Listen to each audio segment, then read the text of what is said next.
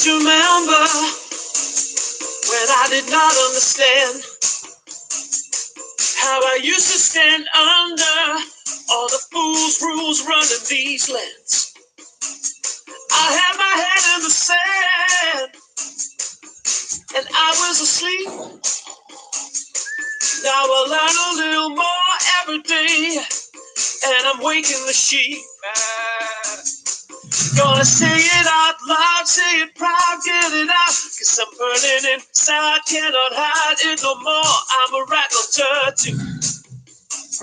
Yeah, I'm a raconteur too. Oh, I'm a raconteur too. All the people in the chat room singing. Oh, I'm a raconteur too. One more time now. Oh, I'm a raconteur too. And good evening, welcome to Raconteurs News this Monday night. It's the 7th of January 2019, and just like that we're in another year. It's absolutely brilliant, and it gives you some sort of indication of how your life is going. You can use the amount of time divided by what you've got and what you've done. Anyway, we hope you had a really good Christmas, and I hope you listened to the Raconteurs extra that we did in between the Christmas and New Year part with Anne-Marie Carey as well. So have a look for all that. It's in there. We did that on the 27th of December, I think, sometime around then anyway, and a very interesting show. I've got with me, as usual, my co-host this evening, Mr. Paul Webster. Mr. Paul Webster, how was your Christmas, my friend? It was a good one. Good one. Nice and quiet, like I like them these days, but good company, and you know, just how it should be. Well, anybody that's listening or watching or anything, this that thinks that we're sort of behind the scenes and we're talking and we're doing things. This is actually the first time we've spoken this year, myself and Paul, and that's not anybody's fault. That's just the way that we do things. That's the way that we're happy with things, and the way that we like to control things. We do message each other constantly, but as for speaking face to face, this is the first time in 2019. So happy New Year to you, mate. All the best, pal. All the best to you and yours. Brilliant. Well, we are waiting for our guest. We have got a guest booked. It's John Paterson, and he will be joining us just as soon as we can sort stuff out with him and get him on. But until then, you're stuck with me and Paul, and we can talk. There's so much to talk about. What's been going off over this Christmas period? What has been happening, and what's caught your attention? And there's a million and one things that's caught my attention. But what about you, Paul? It depends on where you want to start. I mean, you mentioned something that was very recent, like the Golden Globes. Stuff that's going on, like Christian Bale thanking Satan on stage for helping him portray Dick Cheney. I'm not sure whether that's tongue-in-cheek or, right on the button. But you mentioned something about the Golden Globes as well. Yeah, they were. I did notice some. I didn't watch the Golden Globes, obviously, because I'm not a fucking idiot. But I did notice that there was a segment apparently in the Golden Globes where what they did is they went out and they said, "Hollywood, we're giving you vaccines," and went out into the crowd and get them all flu vaccines. Apparently, get them flu vaccines. Do you think that the people in Hollywood are so stupid that they're going to accept a flu vaccine or something injected into them that they don't know what it is? Willem Dafoe looked really happy. He looked really ecstatic about getting the flu jab. So I don't know. Maybe there are people that think because Willem Dafoe and others like him have had it or look like they've had it, that they'll think it's safe. Yeah, at the very least, Jason, they're saying that the flu vaccine doesn't work. At the very least, they're saying that. to say that at the very least it doesn't work, why inject anything into yourself or certainly into your children is beyond me. I mean, you know, back when I was completely ignorant to all this, even with my mum and my dad, my mum made sure I had every injection going. You know, I think it was only measles, mumps, rubella, and then I had the TB later on in my teens. But I certainly would have reeled away from it if I'd have known then what I know now. But it's, you know, you try and slowly piece all this stuff together, don't you? As you're bumbling through your own life, making mistakes, bumping into lampposts and all this kind of caper. It's not. Do you honestly think that they didn't know that? For a start, the people that were supposedly injected and supposedly given this vaccine, do you think any of these people actually don't know that the flu vaccine is like just a no-no, is a big no-no? And do you think that they knew that? Do you think it was just set up so that, you know, we can then the plebs that are sat watching the people who they've paid money to watch pretending for the last year and now are giving them awards for free and all this sort of stuff? Do you think that they knew, the people that were having it knew that it was knew what was going to happen and consented to it before, or do you think it just probably was just a big stunt? It could be twofold, couldn't it, really? But the thing for me is this rollout, and particularly from Hollywood, from people who I've been speaking to and people who I've been following, who have left Hollywood and left these Hollywood circles, and they're saying that it's like it's become its own separate, not country as in law-wise, even though California's trying to become separate to the US. But it's sick. There's something sick in Hollywood. You know, it's like purposely blocking your children's ordinary biology with blockers because they have decided, because through influence, because I don't know any children that would think about gender or sex without somebody communicating that to them. It doesn't. It wouldn't work like that. You know, somebody's obviously communicated that to them, and it's something that a child's mind cannot even begin to process. You're messing with stuff. It's almost trying to create a life that's already there, but you're trying to mold it, and you're projecting. You know, people are projecting themselves on these children. We've discussed that the 10 or 11-year-old drag artist Desmond, who was in a gay strip bar with grown men throwing money at him. You know, where are social services for these parents? You know, there's something not right. There's something not right in Hollywood. Let me just read something from the chat room. Cerebra Sana.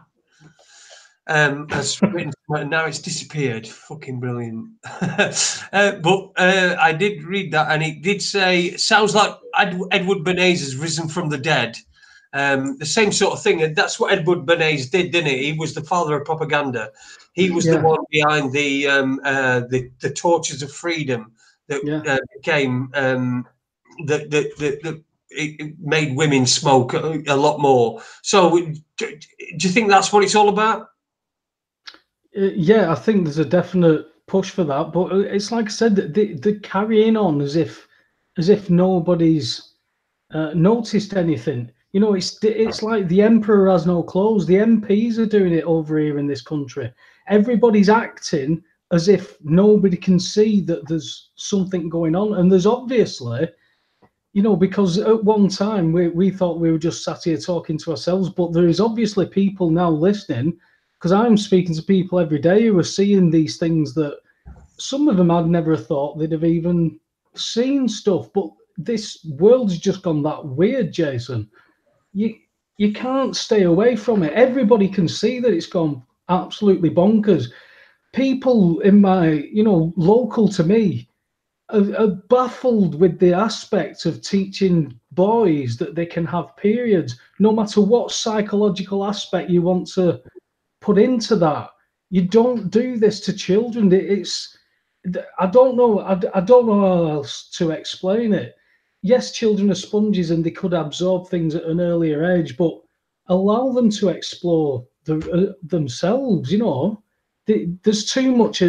I know we don't have an agenda, Jason, but it seems to be too much of a push in directions from you know, from vast amounts of subjects. But it certainly seems like social engineering over the past 20 years has been ramped up, and it's only people who have, you know, like 9/11 was probably the catalyst. You said certainly for yourself that something was, you know, trouble at mill type thing.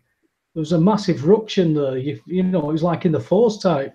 And I remember seeing that live in a taxi office, thinking, "Is that real or is it a film?" Because there was no sound on the TV. And I'm thinking, "Is this a new Hollywood film that they're showing?"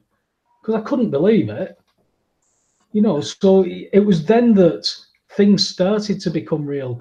It only then really, like, if you like, come straight into my living room was when all the court stuff started, and you're dealing with the police and you're dealing with banks and you're dealing with utilities and all these entities, and they're all geared against you, yet you're showing them .gov.uk legislation and they're just completely ignoring you.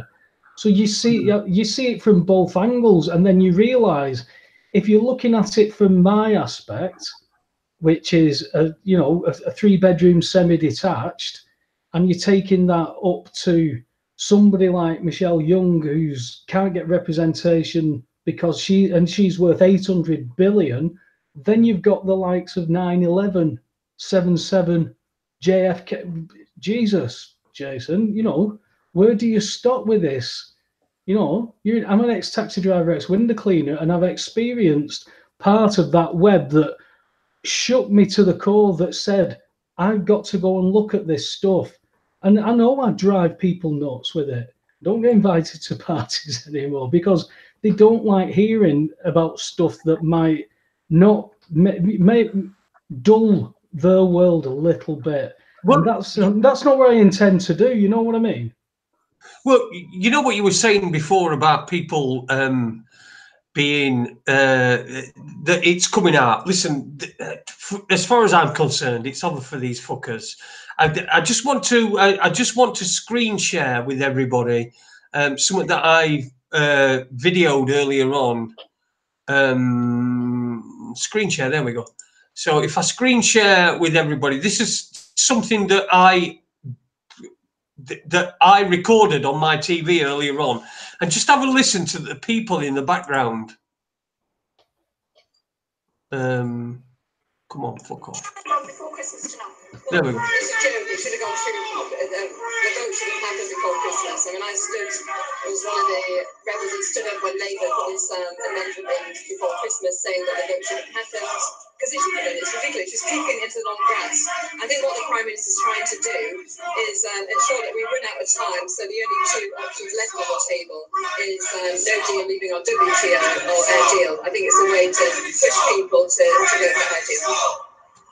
Well, it's a new year, but it feels like a pretty old situation where we're back again discussing this, and I think.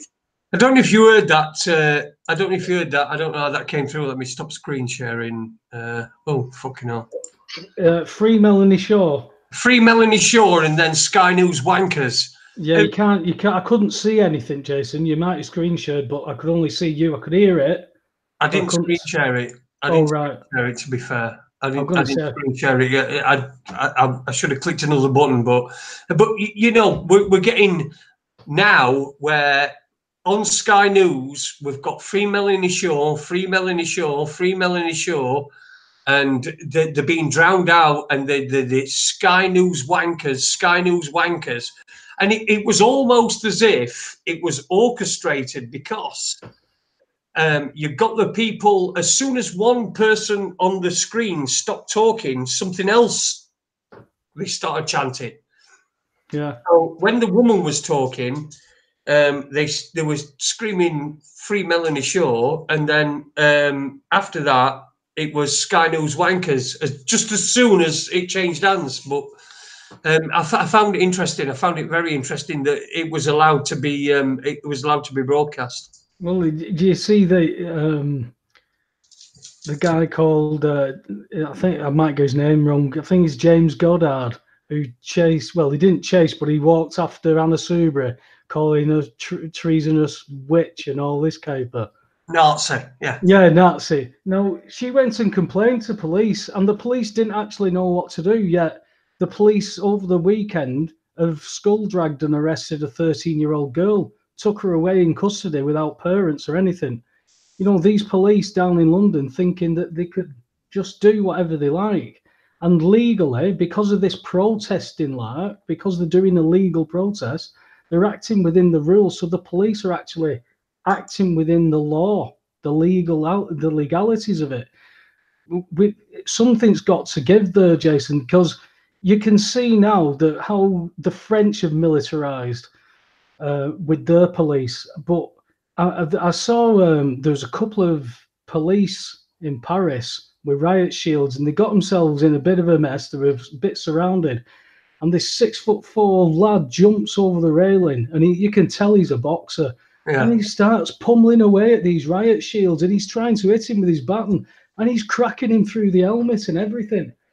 What does it take? Because I understand the situation where those police officers have still got houses, got families, got all that stuff. Where does that line get drawn, Jason? Because, I mean, as I said, as I've always said, I'm not sure if I would have picked up the baton until it smacked me in the face and kicked me in the balls. You know what I mean? So where does that start? I mean, I've seen the Yellow Vest movements now starting down in London, in Manchester, in Ireland. I mean, it was quite funny over the weekend because everybody thought that the people in Manchester were actually protesting the vegan sausage rolls outside Greggs, because the police actually kettled the parts of the protesters. They kettled them outside of a Greggs shop. So the mainstream media was reporting it as that they were protesting vegan sausage rolls. And I thought, do you know what? That's a possibility that could happen. You know what I saw? We've got this situation. I think you mentioned it before, where this 13-year-old girl was arrested, and now the media, the wank media. Let's face it, they're not us. I mean, we're awesome media. You know, we're ace media. We do it for the love. We don't do it for fucking money. But the media are now reporting that it was a 13-year-old girl that attacked the police. Yeah, I've seen the videos, Jason. They seem to do in all of these protests, and they seem to have done it in the last 10 years. They seem to pick out vulnerable ones to teach them a lesson, to make sure it might create a bit of tension, but it puts people on their toes, and they're not sure which way the coppers are going to go, type thing. But the targeting, I mean, you've seen with the fracking people, they pull lads out of wheelchairs, reported them then to the social, and got the benefits stopped. You know, these people playing really, really dirty now.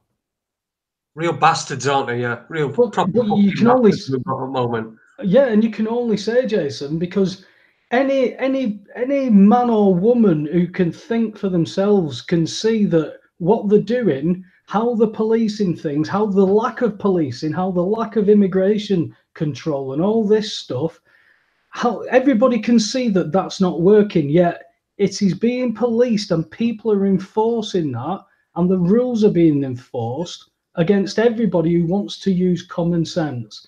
What does that say? It tells you that I've always said you got to get rid of the countries thing. The business side is collapsing. It's turned in on itself. It's taking everything what it can. And that's why you've still got the Hollywood reeling out all this same old shite, because they've just got to keep doing it now. There's nothing else for them to do. They haven't got any other plans. They've just got to try and get this world order into chaos and then offer all the solutions that they believe they've got. But as far as I'm concerned, it's a done deal, mate. It's you've just got people who are very greedy, especially the little piggies at the bottom of the ladder. They want to keep trying to climb the ladder, but as we're now getting the little piggies at the bottom of the ladder, the bigger piggies are cutting the ladder that's up beneath them and letting the little piggies go.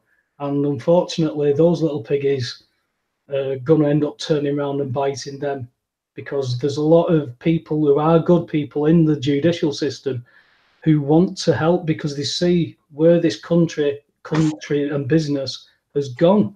And it's through the lack of our knowledge and not knowing what to do, not knowing how to act properly. It sounds stupid when you keep repeating it, but we really do act.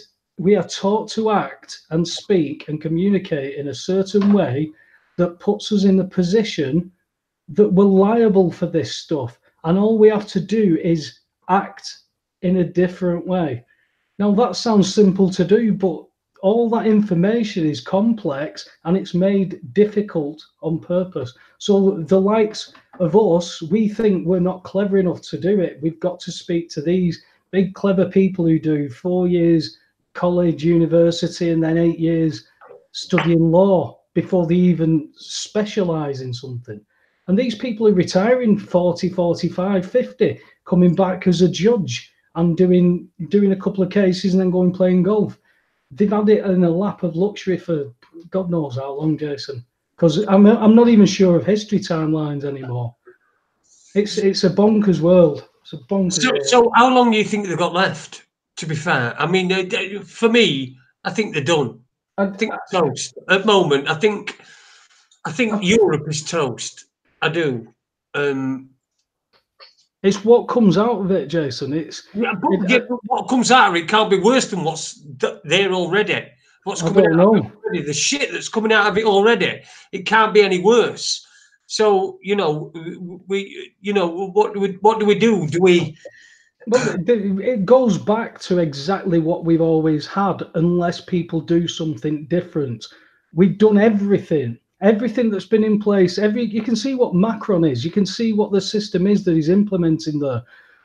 It's ages old. Europe and these countries and these people who have got all this unrest, somehow they've got to put all that ego away, stop all this bitching and infighting with each other. Because I know people who are wanting to go in the same direction, but they're arguing like fuck because of their way is better or their way is right, or somebody else is talking shit.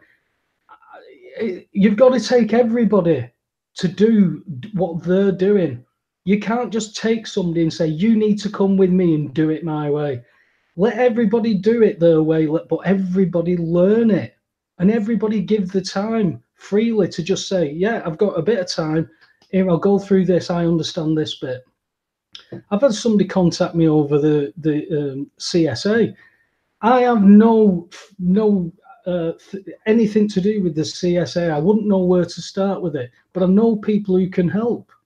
And that's what people have got to start doing. What I have been sickened by for the last part of last year was the amount of people who were getting free information, because all the information's there, the vast majority is there free.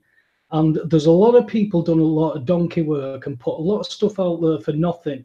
But there's some people now, because people are in desperate circumstances, particularly now coming after Christmas, they're helping people with debt. And they're doing claim backs and stuff like that, but they're claiming half the debit claim backs.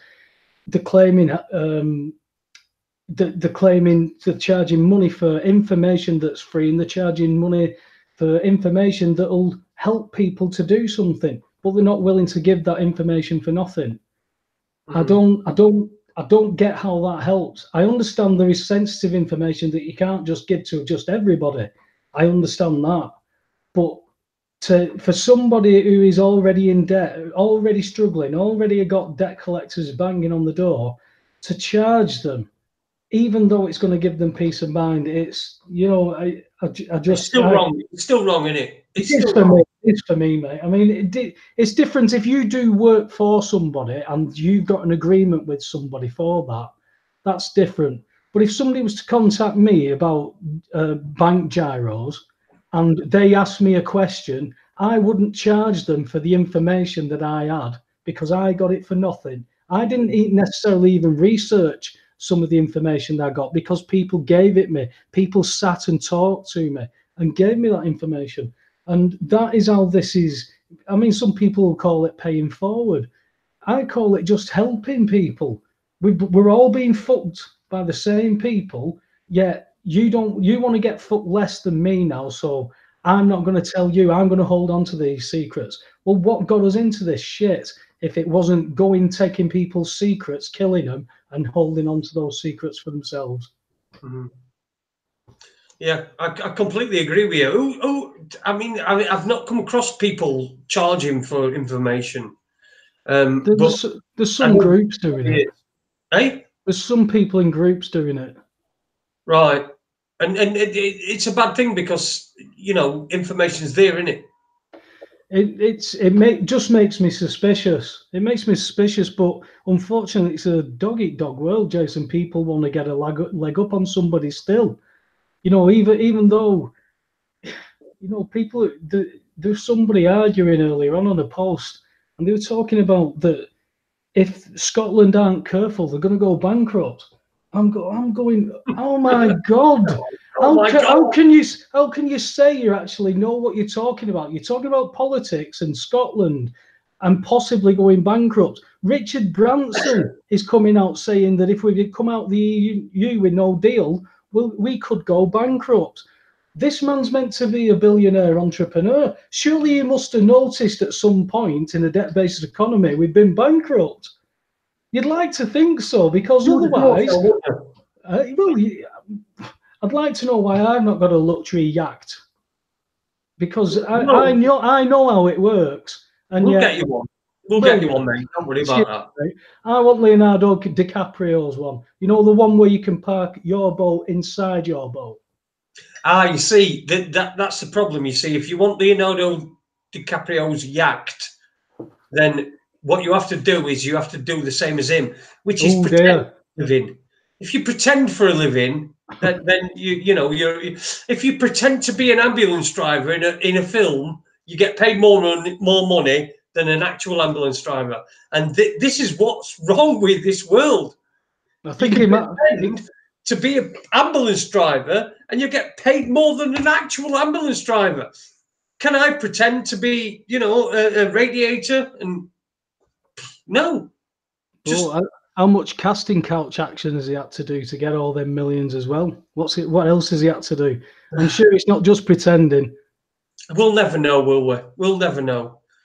But yeah, it's nuts. What do you think about what? I mean, Brexit's been over Christmas. Brexit's been sort of. Well, we've all been distracted by terrorist attacks again, haven't we? And tsunamis. Oh, well, we have. Has there been some terrorist attacks? I didn't notice. Bloody hell! Well, we've had knifing attacks everywhere. We've had people driving cars into people again. Crime's been happening. Crime's been. Oh yeah, but some of it has been classed as terrorism. You know, it's all terrorism. It's madness. It's now Brexit has gone because nobody's talking about Brexit. He's trying to drag that back, but all this other stuff's happened. You know, the tsunami came and went. You know, normally that's on for days and days and days and days and days, Jason. You know, 9/11, 24/7 feed. These tsunamis are always on, but no, it's gone. It's almost like nobody cares anymore. It's like swipe left, swipe left, swipe left. Or it's that people have been conditioned to not care anymore. That's what I mean. Yeah, that's what I'm saying. That people have got to that point where it's swipe left. There's no emotion. There's no reaction from people. You know, it's almost like you get into that state of mind, don't you, where some people, it's like a sociopath or a psychopath could see the best friend or one of the loved ones killed right in front of them. They'd feel no emotion about it and they'd just go about the day. It's like people are getting into that state. You've got people stepping over homeless people. as if it's just normal. And like I said, I've never known it like that in my town. You knew the homeless people by name because they were that few and they were that much of a character. Yeah. But plus they actually chose to do that. You know, they chose that lifestyle because there was help for them. There was aid for them. It's almost like it's been there, it's come back. Oh, it's there again. Oh, we're taking it off you. It's there again. We're taking it. You've got to stop that. You've got to break that at some point, haven't you? Yeah, of course you have. Yeah, of course you have. Listen, anybody, you're listening to Raconteurs News 235. We've got John Paterson.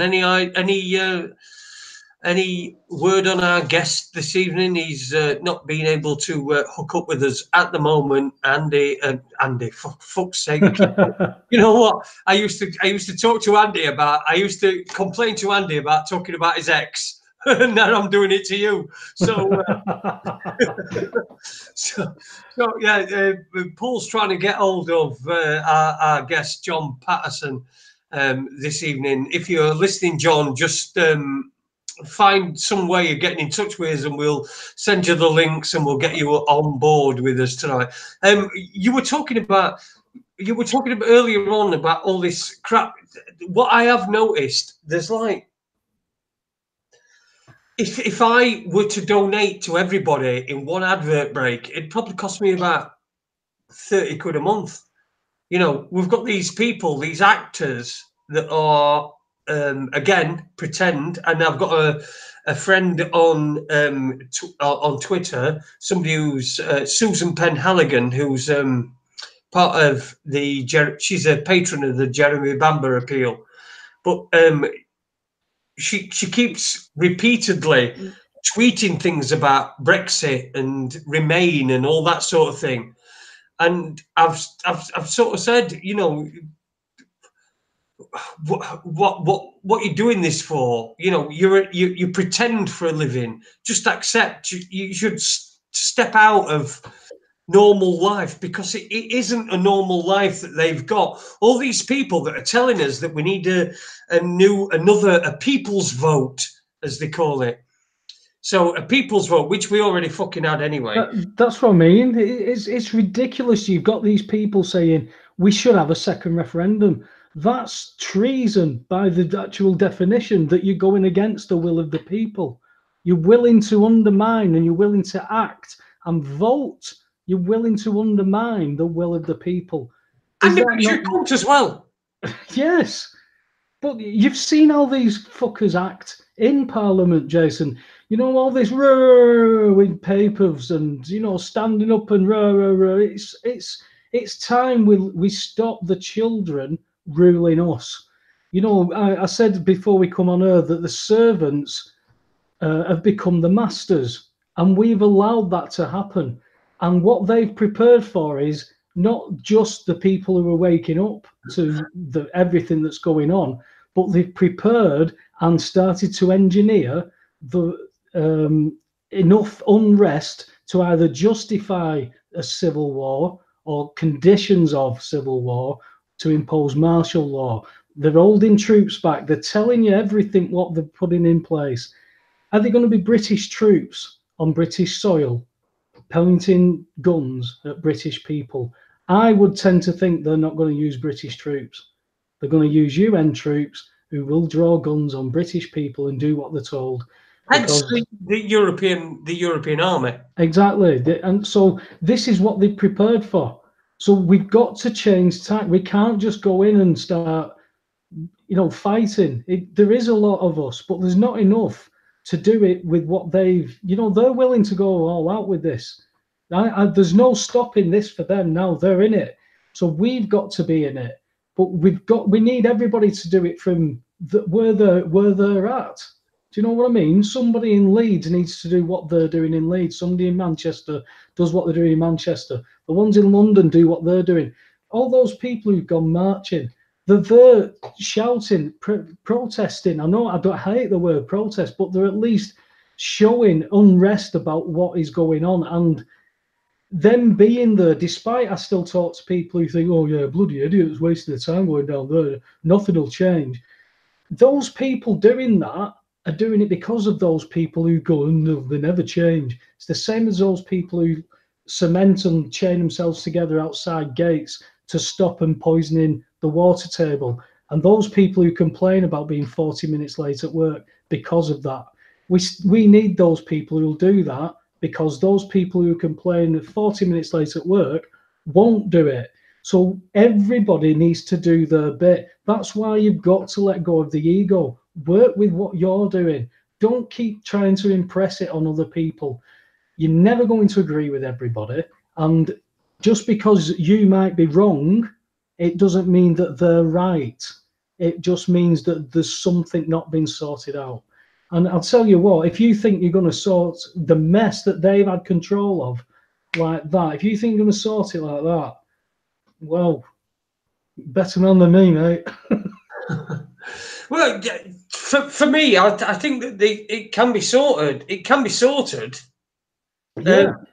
It's just that we've got, let's face it, look at fucking Michael Gove for a start. For God's sake, it looks like you know, when you think about the amount of power that Michael Gove has over you individually, any person has over you and your life, and then you look at him and you think, for fuck's sake, it's like that fucking Owen Jones. Oh, that Owen Jones, it's like, it's so the left seems to have like become the extreme part of everything, and the right seems to have become mainstream, because you've got people that are going to the yellow vest protests, and they're called extreme right, far right, or whatever. I don't care about these things.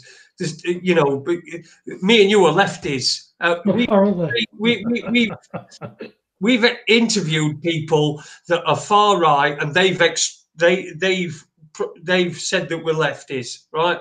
We could probably interview, if they were not pussy, you know, not too much pussy that they are, that we probably could get an far left person on here, and they would say that we were far right. You know, it just seems that everything's going into these labels, these little categories, and it's about time. And I think it's beginning to happen. I think people are like bursting them bubbles and saying, well, look, just because you don't agree with my the particular aspect that I'm interested in, and you don't agree with my stance on that, we still essentially want the same thing. And this is how I think people are beginning to grow up. What do you think to that? Exactly. I mean, you might want strawberry milkshake, and I don't want milkshake at all. We can still get on together and still walk around the supermarket. That's all that's changed here. But we're getting locked into politics. What are we doing with this politics? You just mentioned Gove and the power that he has. He hasn't got that power, but he's willing to wield that power on whatever he's told to do so. And this is why you've got these people who are going to, you know, I talk about the public sector a lot. When I get told that it's all about the figures, all about the figures. It's not about lives. It's not about people. It's all about the figures. So people like Michael Gove will be in a position where he'll get a balance sheet, or say, you know, like when, what's his name was in charge? Who was it? The cocaine kid. He was in charge of the budget. George Osborne. You know, you've got. I've lost where I was going with that. Yeah, I'm just trying. It's piecing together that these people have got in their mindset. They can like tick a box or put a cross in a box, and they'll get rewarded with a pay rise or something like that, because they've just saved the company $5 million. But it's killed 2,000 people though, and he's happy to do that. So that's why these idiots are the fall guys. The guy, George Osborne, was Chancellor of the Exchequer and didn't even have O-level maths. Exactly. This is what. They just awarded. What are we doing here? Jason, they've just awarded a contract to a company, right? A ferry contract. It has no fucking ferries. What the hell? What the hell? You know, these people, you've got to look at this country is the business that the government that we vote for run out the company on our behalf. If you had somebody running your shop like this, you would not have them running the shop very long yet. People are making excuses and people are voting for other people who are coming into their shop and saying, these are the rules of the shop. You can manage it, but these are the rules. You do as you're told. Is that all right? That's all we're changing. And that's what a protest does. And then the only alternative people think to protesting is fighting. And they're already prepared for the fighting. So you need something more. You need something more. And I you know me, I'm the big advocate about the financial system. It's taking control of that. I've got been talking online to a local MP who I was explaining about Andy Burnham, that I couldn't get to speak to him, and this local MP's promised me that he's got far more integrity than Andy Burnham, because he says that's not a hard thing to do. So he's willing to speak to me later this month. So I'm looking to see if I can get something of an awakening to people and the financial system that is being just raping the town. I see my local town dying, Jason. It's dying right around me. Listen, Sheffield's dying. Just before Christmas, me and my missus didn't do any shopping at all for Christmas until the Sunday before. I think Christmas Day was on the Tuesday. Tuesday, Christmas Eve. Tuesday was Christmas Day, and we went on the Sunday before first, remember? Yeah. For the first time. And I noticed that in Sheffield town centre... No, town. I know it's a city. For fuck's sake. I'm from fucking Rotherham. It's supposed to be a town. Town's as big as you can get. But we were in Sheffield city centre, and I noticed that it's mostly charity shops, bookies, Greg's, whatever, you know, with the vegan fucking sausage rolls and what have you. And it's just nuts. I even went into the market which is on the moor at Sheffield, and that was nothing like it used to be as well. And it's just seems that everything's just dying, particularly in city centres. Well, I went and met my cousin just before Christmas, and it's round, you know what they call Mad Friday, right?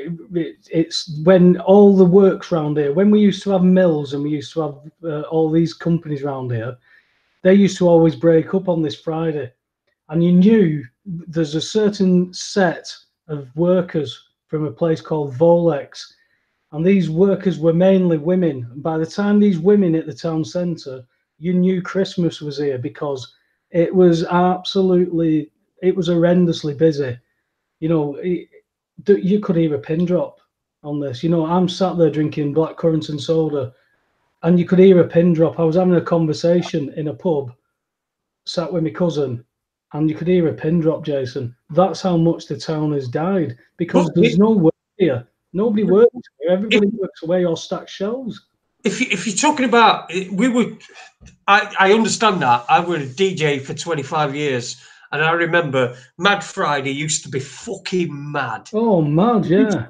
Fucking loopy. It'd be like every full moon all year. And people go fucking nuts, and they'd be. But it did drop off year upon year upon year, and 2013 was the last time. It's 5 years ago now. But that was the last time I did Mad Friday. Did you find it started to deflate from 2000 when they were talking about charging on doors for pubs and stuff like that? No, I found it went after smoking ban. That was the big thing, the smoking ban. The smoking ban. I do remember. I remember I was working in Yates's in Wakefield on when the smoking ban came in, the actual day it came in. and a couple of weeks before, we banned smoking inside the pub, and so like you get people lighting up, and you'd have to tell them to put the fag out. Yeah.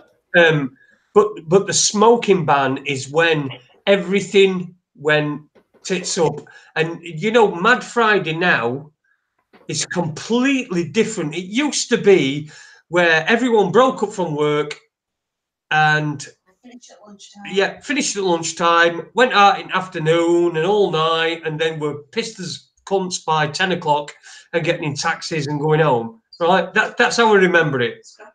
Yeah.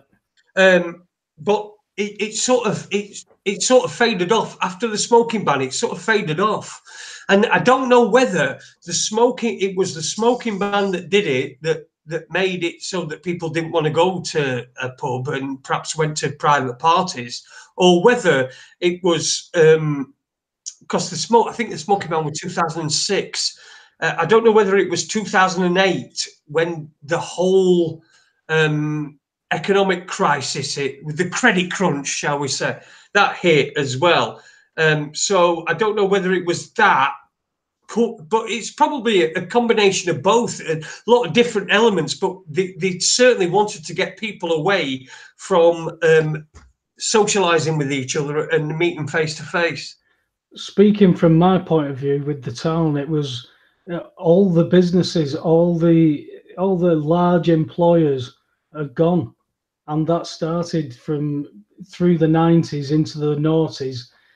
So the pubs, anybody who was working and living here, they're working away. That, you know, they're traveling out, or, you know, they work for supermarkets where you can't, you know, people are on different shifts, so you don't get large groups anymore of factories finishing. I mean, I remember being cornered in a nightclub about 20 years ago by 7 girls from Volex, and they were debating all kinds, whether I was going to get out the club with my clothes on or anything.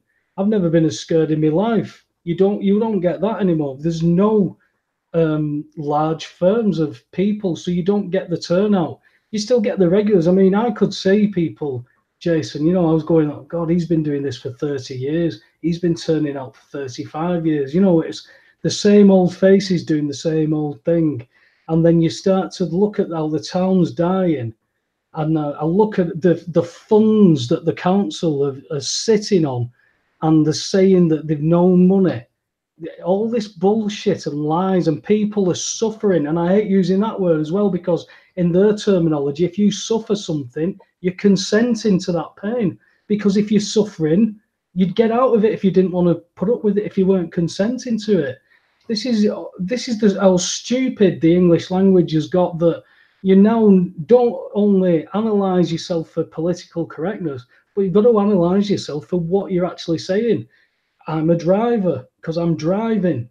No, you're not. Not in their terminology. You confirming that you're a driver only confirms that your liability for something that you're not liable for. That is madness, until you realise that the system has trained you for that, and your parents helped them along because they've been trained before you. And that cycle's got to get broken, and it's getting broken into so many bits. But you've got people now, Jason, you can't have conversations with them. They've got sound bites. They can talk about games and films and stuff like that, football, but you can't have a conversation. Yeah, it is difficult, but I think it's getting easier as well. There are people that are, you know, sort of saying to you, agreeing with you. You know, you might do a little. I do it often, very often, when I'm stood in queue and I'm waiting for to be served at Co-op or something like that, and I'll hear somebody say something, and then I'll stick my oar in. If you understand what that means, but I'll stick my oar in and I'll say, "Oh, did you know that?" Whatever, yada yada yada yada yada, and they'll not, you know. Today, for example, I've been to Co-op and there's just no Coke whatsoever. The only Coke that they've got is the sugar-free stuff. And we all know that's full of fucking aspartame, and it's full of shit. That's exactly what it is. And that's all it is. It's absolutely jam-packed. So I'm stood there and I'm saying, why is there only coke left for gays? You know, and you get somebody side here and going, oh, well, you can't really say, well, that's a gay coke, innit? It's got no sugar in it. You're not fucking hard enough to be able to deal with the sugar in it. You should, if you're going to drink coke, you shouldn't drink coke because it's got no sugar in it. You just drink coke, you know, and you sort of, you get people looking at, oh, fucking hell. I've had so many fucking people asking me, you know, saying different things to me when I've said something, you know, someone picks up a bottle of Pepsi and I'll go, oh, by the way, that's got cells from from aborted fetuses in it, used as a sweetener, and they don't know what to do. People genuinely don't know what to do with that information. Well, I used to get, for want of a better word of putting it, I used to get trolled off a couple of lads at work and a couple of mates who I know online, and they used to troll me about chemtrails. They'd done it for years, all joking and talking about, it's a load of shit. And then Bill Gates and the Daily Mail all start talking about blocking the sun using all this stratospheric aerosol injection that I've been talking about for years, and they don't want to talk about it anymore. So it's, you know, it's funny. It's funny how they said that there'll be a time where truth just comes spilling out from everywhere. Knowledge will increase. You can find all this stuff out yourself, Jason. You know, it's not like we're sat going through mounds and mounds and mounds of paperwork. You can just find out very easily, asking simple questions to answers. You can find out all your football statistics. You can find everything out, points of a second. It came to a point when they drew the line for me that made me realize that the world that I'd been leaving for my daughter is not a nice one, and I have to do everything that I can, what in my power, to try and help steer it in a better direction. Yeah, of course we do, and that's what we all want to do, innit? We all want, as kids, to have better stuff. It's just really fucking frustrating when you've got kids and they turn out, they've been through state education system and they turn out like little snowflakes. That is a really frustrating aspect for our generation, because when I'll say this, my daughter is 21 years old and she's a fucking snowflake. I can't say anything to her. If I am critical of her in any way, we fall out. So what I've done is I've decided I'm not going to be critical of her anymore, simply because I don't want to fall out with her, because we did fall out last year from about now till from Christmas till it would be just about till I had my leg off, weren't it? May, or until I knew I'd got to have my leg off. So I didn't speak to her at all. And I knew that I had to make some sort of concession, otherwise I'd just completely lose her forever. But this is what we're dealing with. We're dealing with a generation of kids that are unable to accept criticism, that are unable to accept responsibility for anything.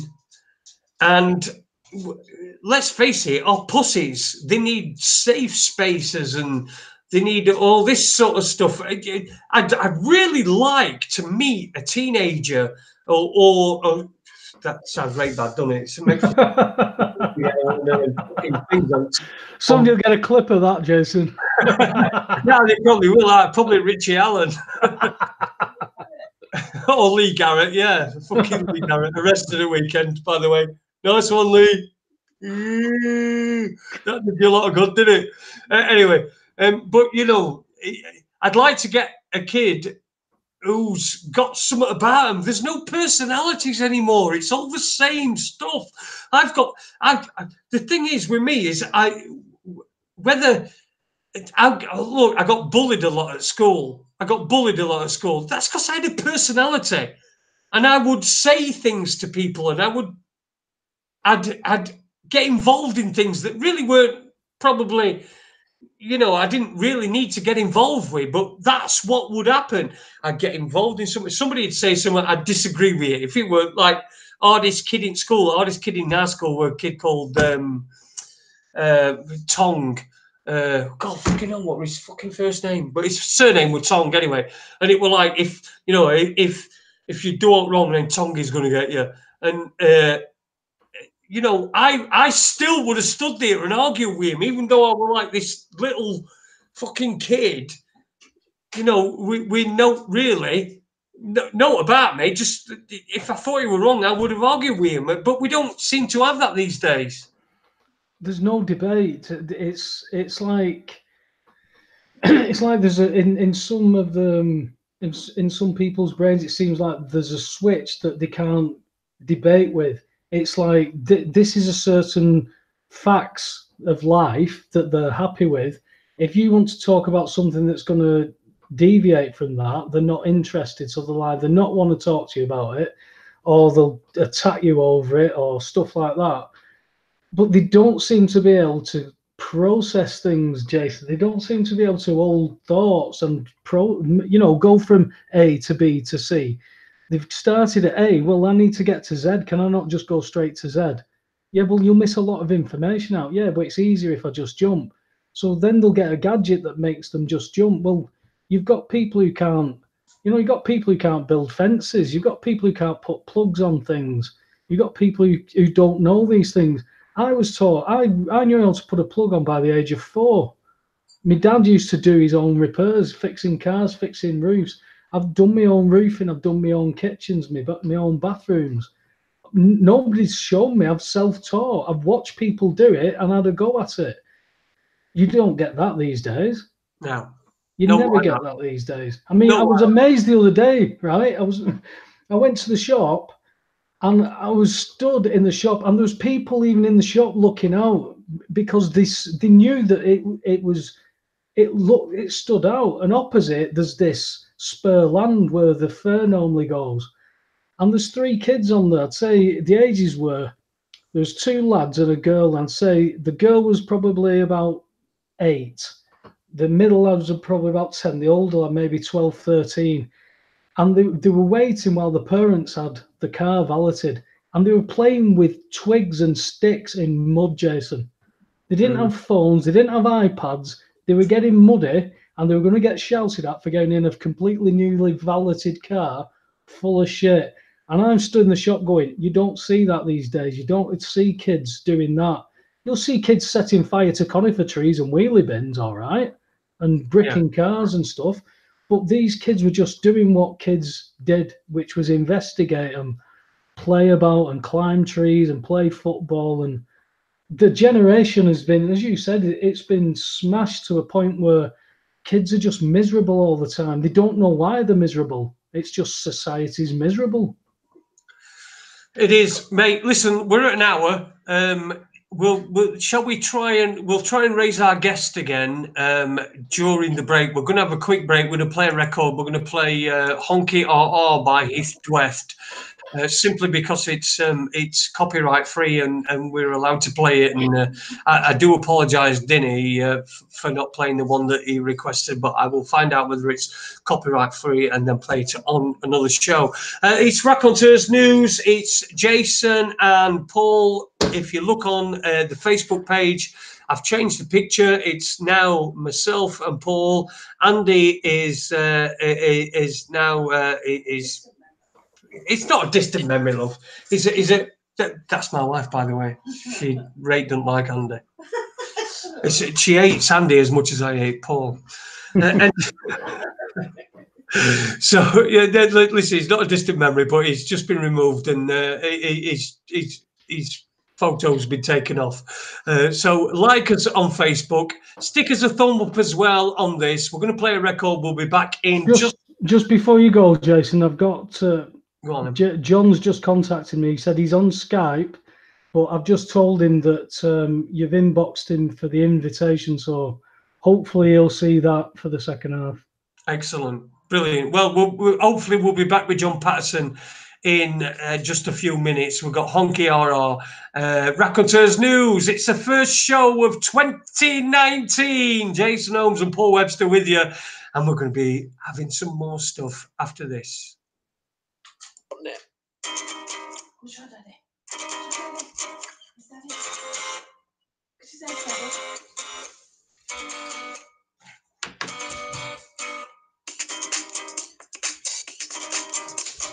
Making a goddamn nuisance of myself, poking my nose in everybody's business. Oh God, will I ever learn? Cause it always backfires on me. I can't control myself no more. So what do I do? Just stay and let it go out. Every day is trouble. Every day is trouble for me. Is it my voice or my face or the clothes that I wear? Cause something's getting me noticed in a bad way. I must say, I ain't looking for a shit, but it finds me. Particularly when I'm out driving. Slow down, you know. It's a runabout, mate, not a racetrack. How the fuck did you pass your test? You're a pest. You got my heart beating in my chest. No wonder I'm so irate. Why don't you fucking indicate? I wish I had a shit gun fire at your window, bitch. Making a goddamn nuisance of myself, poking my nose in everybody's business. Oh God, will I ever learn?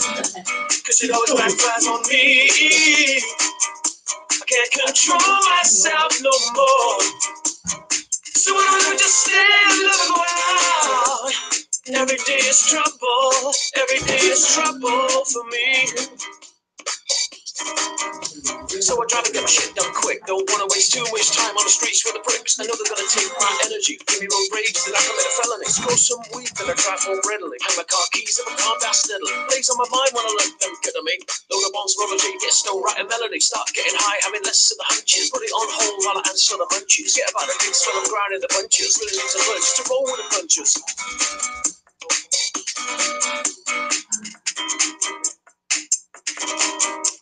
Algún día me perdonan, aquí te estaré esperando, porque yo era muy feliz cuando tú abrías los ojos.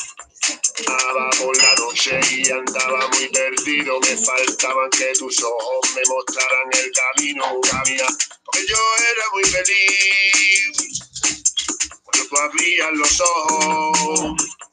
Making a goddamn nuisance of myself, poking my nose in everybody's business. Oh God, will I ever learn? Cause it always backfires on me.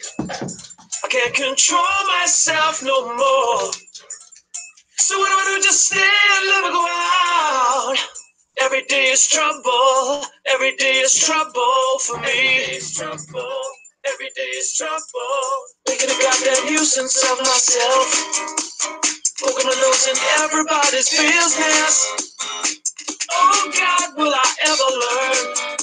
Cause it always backfires on me. I can't control myself no more. So what do? Just stay and let it go out. Every day is trouble. Every day is trouble. Every day is trouble. Every day is trouble. Every day is trouble. Every day is trouble. Every day is trouble. Every day is trouble. Every day is trouble. Every day is trouble for me. And welcome back to Raconteurs News on this first show of 2019. It's the 7th of January 2019.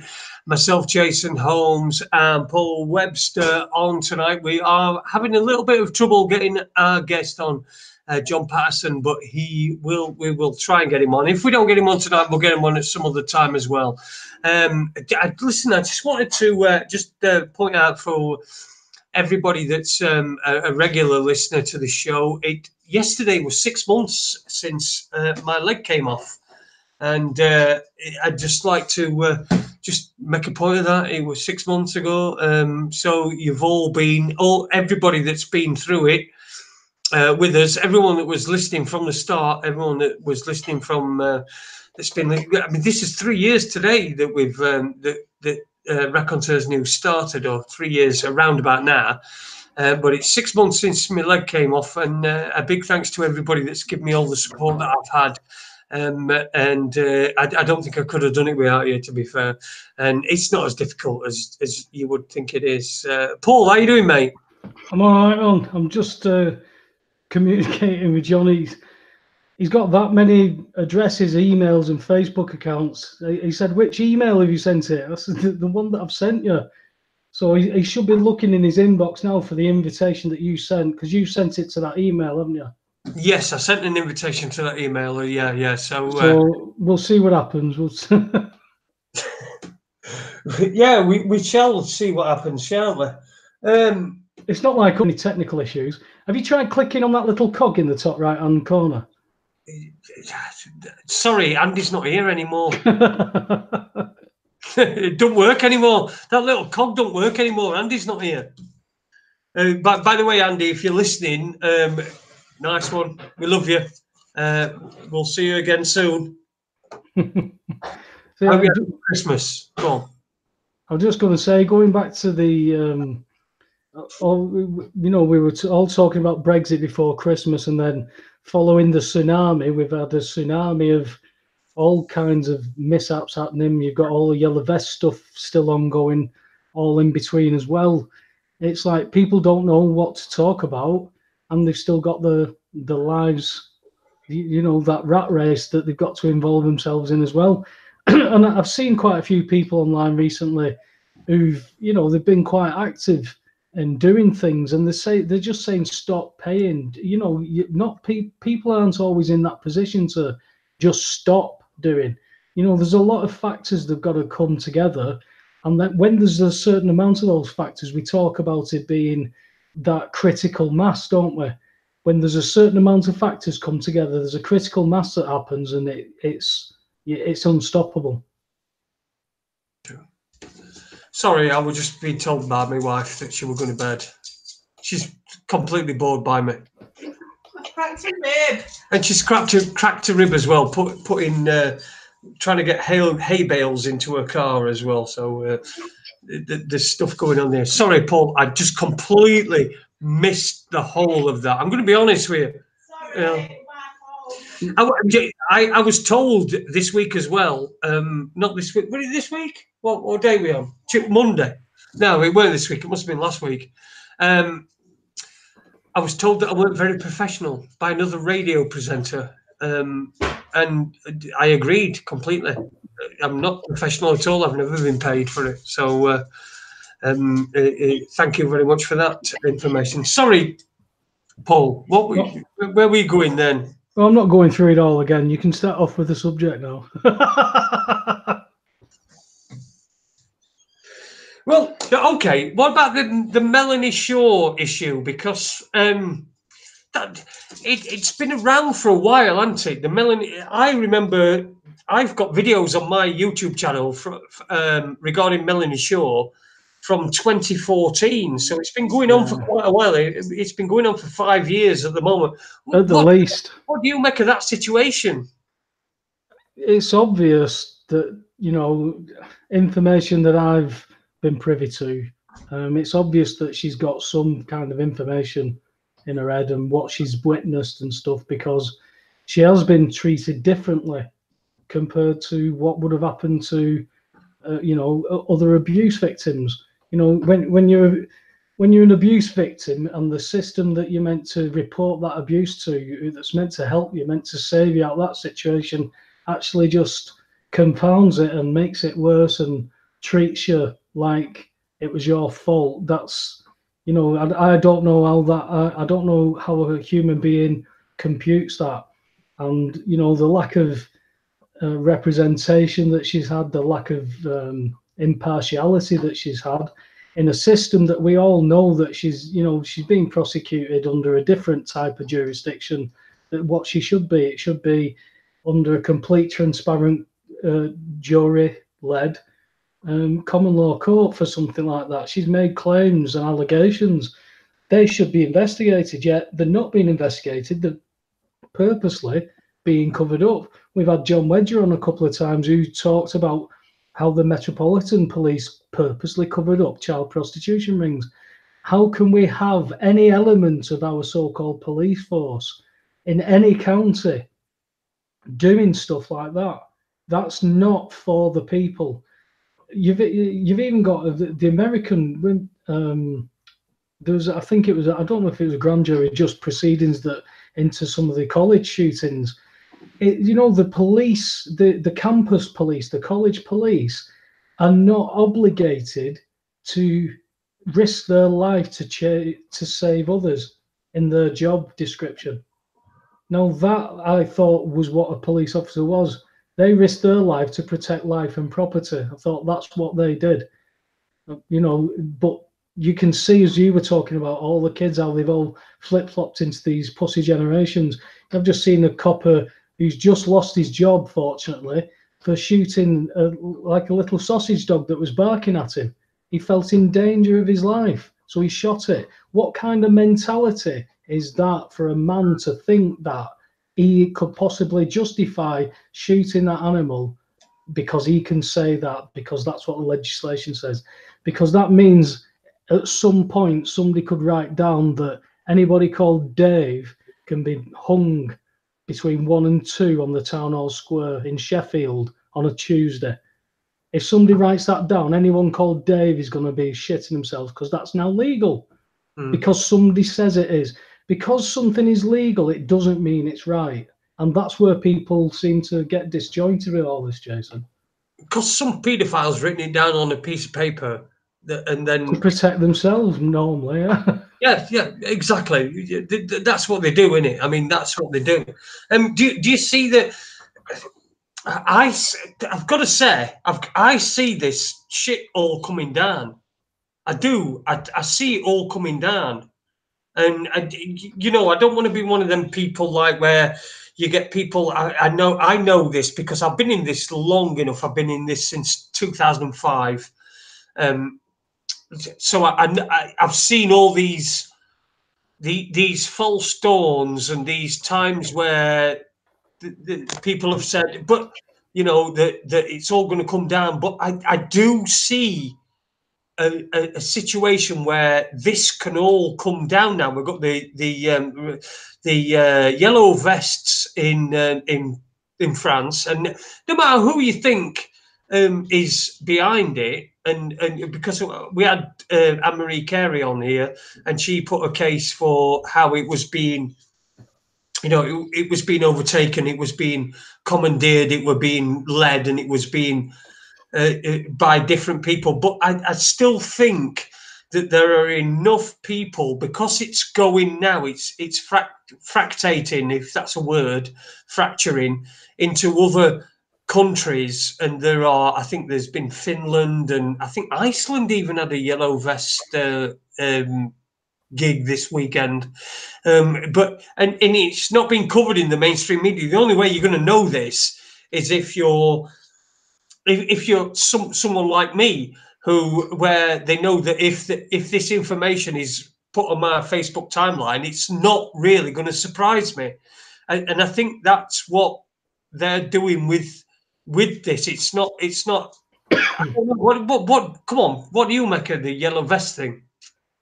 Well, I know we had this conversation before Christmas where, you know, you wanted to stay optimistic, as do I. I want to stay optimistic, but I'm heavily skeptical on when they see a movement that could organically and realistically change things. I mean, I got somebody sent me a video of one of the yellow vest guys who was not only talking about a paedophile government, but he was talking about usury. And he was talking about bills of exchange, and they said that this is the French Paul Webster. Now, that organic thing could easily change the country like that overnight, just doing what he was doing. If they got control of that and the people in power stand up, because there'll be people there, Jason, that want to help, but they need something there to be able to stand up to.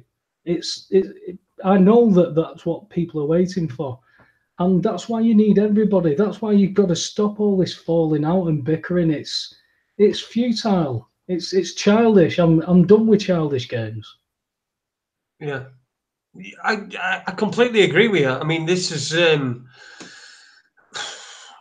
like you say, you have to be optimistic. You have to be optimistic, and you have to be optimistic, and you have to say, look, people are going to be intelligent enough. These people are intelligent enough to be able to come out on the streets and decide that they don't want that, you know, they don't want the government that they got at the moment, and I just want to be optimistic, and it's that difficulty in it of wanting to be optimistic, and then there's your skepticism at the side as well. And believe me, I'm more skeptical about anything than anybody in the world. You know, if somebody says to me, shows me something, I'll go, that's because of that. Oh, that's because they want you to do that, or they want you to think that, or they want you to think that. I want the yellow vest movement, and I know we've got somebody on tomorrow night, haven't we? Who's is he part of the yellow vest movement? I know he's been doing stuff in Ireland and stuff. No, he's not part of the yellow vest movement, but he's in fact, it's strange you mentioned his name's Derek McCabe.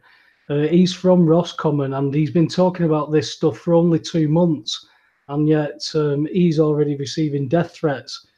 So he's just been actually ringing me. Then I've just had to tell him we're actually live.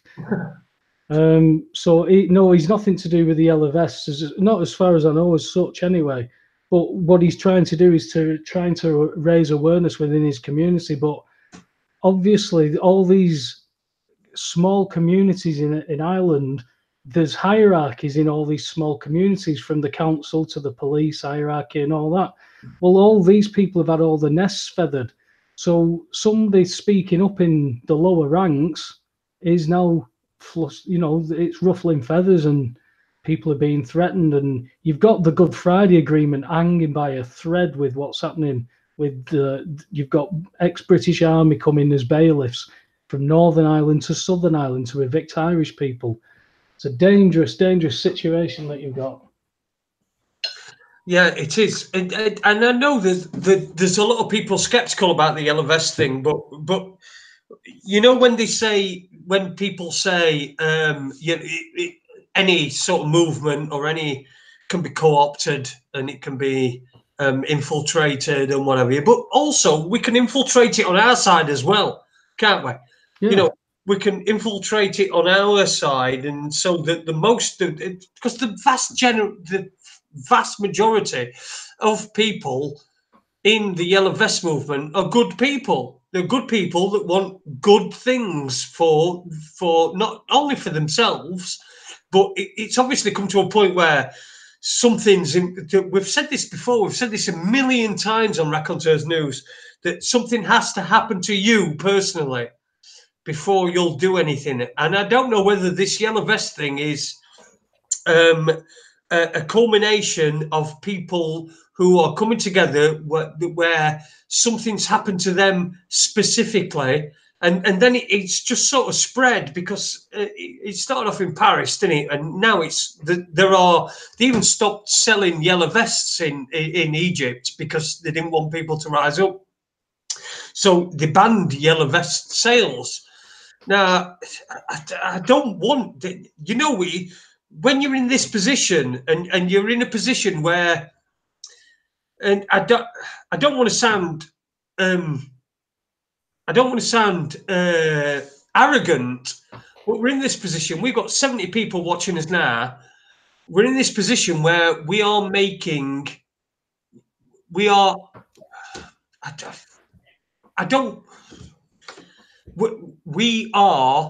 people will form opinions based upon what we say, right? They will form opinions based upon what we say. Now, I don't want to go whole hog and say, look, the yellow vest thing, this is what's going to save us, and do all this and all this sort of shit. But I don't want to throw the baby out with the bathwater. Yeah, you want to be optimistic about it still. Point where we've got these wankers that will try and infiltrate. Yeah, you've got to be optimistic about it, because people have seen what's going on. You've seen it in a completely different country, in a completely different language, on live streams, them talking about the banking system, about the usury, which is charging interest on nothing. This is complete and utter piracy, what you're talking about. And then you're talking about the law of the seas. That's all commerce. That's all the law that the EU works in. That's all the law that they wanted us to work in. Yet we've still got the highest courts of common law, yet it won't be recognised. And we need people like there are now with the common law courts who are convening all over the country to get cases ready, because this is going to burst. This has got to burst, because people from every walk of life, as I said, from like the likes of Michelle Young to myself and everybody in between of all that, and left, right and centre and up and down, everybody is now seeing that the emperor has no clothes. But the MPs and everybody are acting as if everything's normal. Nobody can see what's going on, and they're acting like it. And you can see that it makes their actions look absolutely bonkers. And then you've got all the transgender agenda stuff on top of everything else. Everything's just in a melting pot of mess. Well, it's an absolute mess, and people are seeing it. Paul, you keep talking about this transgender thing, right? Is it just simply because you're on your period? No, I think I finished it just before Christmas. I'm not. Listen, no. Well, I'm not. Listen, I'm not being anti-Semitic, but I'm not Joe yet.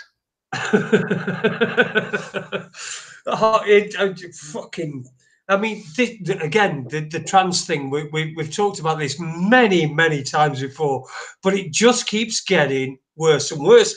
And it's got to the point where someone like me, Owen Jones wrote, you know Owen Jones, don't you? Writes for Guardian. Yeah. And I wrote on his, I tweeted him, whatever you do on Twitter. But I tweeted him and I added him on Twitter, and I said there are reports that people that have read an Owen Jones article have been contracting AIDS. Now that's more a comment on what he writes rather than who he is, but yet still I were called homophobic. Whereas, it's just completely fucking ridiculous.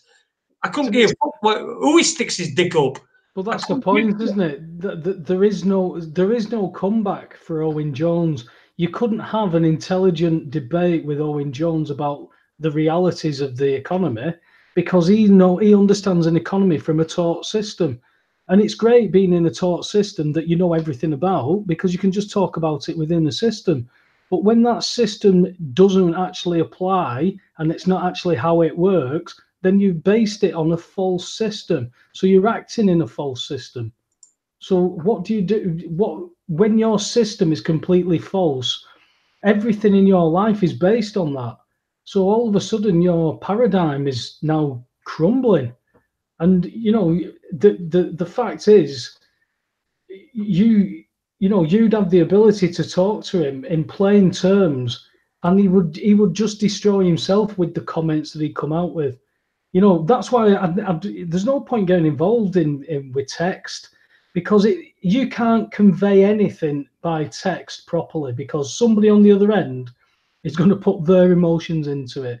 I always remember somebody saying to me once by text, listen, I've moved a few things around. I can make it to come round tonight. If that's okay. And I texted back, yeah, great, what time? And the text I got back was, oh, well, if you're not bothered. And I went, what do you mean if I'm not bothered? She went, well, your text was a bit insipid. Tell me how your text can be insipid. I said, how do I send it, Jason? That's great. What time? how do I send that in a text? It's just a text. So when you start arguing with people, you get yourself all het up with the emotions that you're pouring in and imagining what they're doing at the other end. And you realize how futile that is. But we all go through this because there's no way that you just woke up one morning 15 years ago and you went, wow, some serious shit gone on. I know what's going on. It's a series of events that happen, and they knock you, from pillar to post, some of them. And they just put you in a position where you have time to think. And the mass majority of people who I know, their trouble with this stuff is that they don't have time to think about it because they aren't stupid people. They understand it, especially when they get time to sit and talk about it. There's not many of them who don't understand we live in a debt-based economy. There's not one of them who will disagree that they are creditors, but then they'll still say you've got to pay your bills. So they don't understand it. They think they do. So what you've basically got is you've got countries, i.e. companies full of employees who are like children in adult bodies because we've been taught a certain thing, but we don't expand from that. So we don't grow. We just stay within a certain system on the farm. And then we teach our kids and so on. It's a nice little system. Once somebody's got all the control of all the information, then it's easy. And Hitler said that give me control of the kids. Within 2 generations, I'll have control of the country. And that's what they've done. That's what we've done, Jason. I know people who wouldn't entertain any other bits of information if it isn't in a book that wasn't in the school curriculum or the university, because it can't be true, because they've done it. They've come out the other side. They've got the degree. They've got blah blah blah, and they're the hardest people to talk to about bills of exchange. I don't believe that. To be fair, I don't believe that for a second. I mean, I don't think there's anybody that's difficult to talk to about the bills of exchange for you, Paul. No, I managed to get it into every conversation somehow. Well, and you got it in tonight as well. It's 8:30 on a Monday night. It's the 7th of January 2019. Tonight's guest seems to have eluded us just a little bit somewhat, so it's just myself and Paul. But we've got a great guest tomorrow night. That is Derek McCabe. He will be on tomorrow night with us, with myself and Paul, and we're just chatting the shit as well. I've sent, if anybody wants to, I've sent actually Cookie Monster an invitation to join us as well if he wants to. It's looking like John's posted his number in the chat room. Okay, I don't know how we can't facilitate that. No. If you can hear us, John, you needed to just accept that invitation. You should come straight online then. It's normally what happens, isn't it, Jason? That if they accept the link, they come straight in. Yeah, that's it. That's usually it. Usually, if they accept the link, as long as they're using Google Chrome and not any other browser. If they've got Firefox or all like that, it won't work. But if he's got Google Chrome, it should direct him straight into here. But that doesn't seem to be happening at the moment. I know Derek's sorted with that for tomorrow. He's got Google Chrome, so hopefully I'll get him on early tomorrow. Make sure everything's sound. I'll arrange it with John to come on again if we can't get him on. Yeah. It's John. If you're listening, John, just get yourself Google Chrome. I'll send you an invite, and we'll get you on the show tomorrow. If there's anybody you want, I mean, John may have some new information today because of the phone call that he's had earlier this afternoon. But he did do a show with Sean Maguire out the bag, a pre-record. I don't know when that's going to go out. So if you check out the bag and Sean Maguire's page, you might be able to catch some of John's info on there anyway. Yeah, that's Sean Maguire on People's Internet Radio. We love Sean here, don't we? Oh, yes, we do. We fucking love Sean. Yeah. But I did notice that on his page as well, that he'd done an interview with Sean Maguire on People's Internet Radio. We love People's Internet Radio, by the way. I've just got a bit of a problem with Sean Maguire myself personally. So I'm not going to expand on that at all. Listen, we've got half an hour left. What we're going to talk about this last half hour? Oh, bring it. Have you seen the federal grand jury is still finally going to hear evidence of the controlled demolition of 9/11? They're still going to hear it. Not heard it yet. Go on. Tell us that. Yeah, there's they have actually decided now. This is published 4 days ago. The year will mark the 18th anniversary. They believe now that the Truth Movement has opened up an avenue to prosecute those responsible, but they're going to have to investigate now to find out who's responsible, and that's not just a rabbit hole, is it? That's just everywhere. It's an absolute mess. So they're doing the little bits what they always do. They classify everything and then let a few documents go. We've got the hackers who've let some 9/11 documents go. We always get these tidbits, don't we? And anybody who still is stuck on in the past where they're saying, "Oh, you're a conspiracy theorist," those people are complete. I don't know what to label them, because you could say they don't have time to go and look. They not interested in going looking. But to actually dismiss somebody as being a nutter or a conspiracy theorist because they think differently to you, then I think it's very dismissive of somebody. That if somebody could tell me that I'm wrong about something, then come and tell me, show me, because that will help me. If I'm wrong about something, I want to know I'm wrong.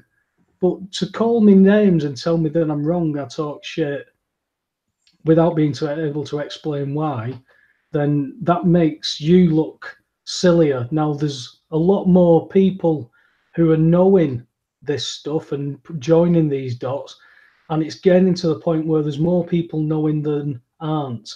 And the ones who are trying to make fun of people now are not, you always get the ones who will try and make fun, but they look for which one of the mates are going to back them up to laugh at you. And then the one who they look at to back them up actually agrees with you and goes, "Hey, I thought that." And then all of a sudden you see them, they don't know what to do. I had it with a lad who was talking to me about credit cards once. And he said, "So what you're saying is that the bank don't facilitate me any money with my credit card?" He went, "No, they facilitate your credit and you decide to pay yourself back in that agreement. So I don't have to pay the bank for that money." And I said, "No, you don't. You're paying yourself in the agreement." And this lad was there and he was waiting to laugh, but because the lad understood what I was saying, he wasn't asking questions to try and catch me out. He was asking questions because he was understanding it. And you could see the look on the lad's face where he was waiting. He was going, "Oh, he's not quite laughing. Oh, now I feel uncomfortable." And you can see it happening more and more. You said about people waking, I hate the term waking up, but people are now talking about it. You can hear it in queues where you'll hear somebody talking about something, you'll throw your tuppence in and then you'll be off on your way. And it's about that. It's people can't unhear something. They can disagree with it and they can ignore it. But if they ever go and look at it, it could change that one person. And that's what we said about this. We said we'd more than likely sat here talking to each other. But if it gets to one person who goes, "Hey, hang on a minute, let me have a think about that," that's one more person who's now thinking. That one person is going to pass it on to absolutely at least one other to think. You work on the ratio within a dozen people, you possibly know everybody. I mean, some of the friends that I've got friends with, Facebook acquaintances, I haven't got a clue how I've got friends with them, but some are close friends and I'm friends with acquaintances on Facebook with them. It's strange how people have come together with the right information at the right time. And the information's good. The information's great. It's the egos that people have got to lose. The 9/11 stuff. I mean, that's what I really my awake life.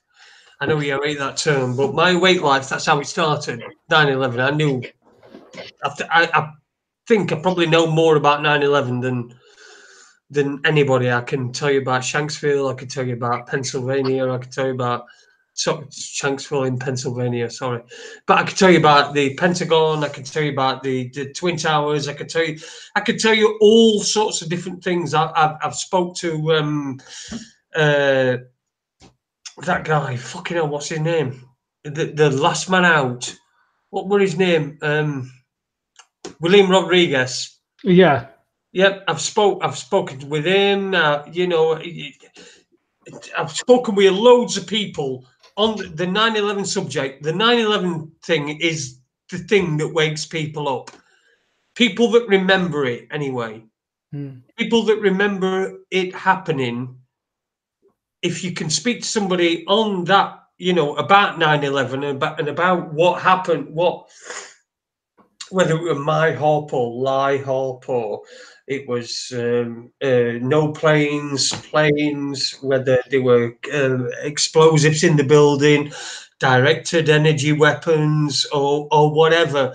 I generally can speak on any subject of 9/11. But what really